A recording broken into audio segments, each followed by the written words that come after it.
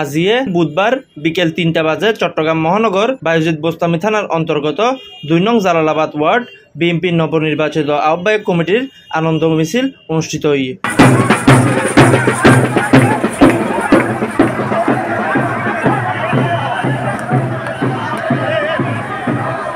বাজারতুন oxygen পর্যন্ত বিজয় মিছিলের rally গান অনুষ্ঠিত হয়। বিজয় মিছিলের প্রধান অতিথি হিসেবে উপস্থিত ছিল বায়েজিদ থানা বিএনপির সাবেক সভাপতি আব্দুল্লাহ আল হারুন।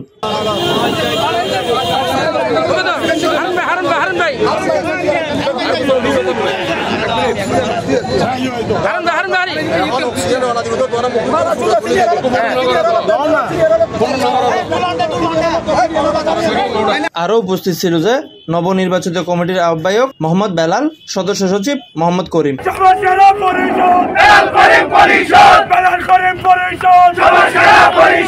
যুগ্ম আহ্বায়ক ও সদস্য আরো অসংখ্য নেতাকর্মীর উপস্থিতিত এই আনন্দ মিছিল গান অনুষ্ঠিত হয়ে। ইফতাহারুল হাসান, C71 নিউজ, চট্টগ্রাম।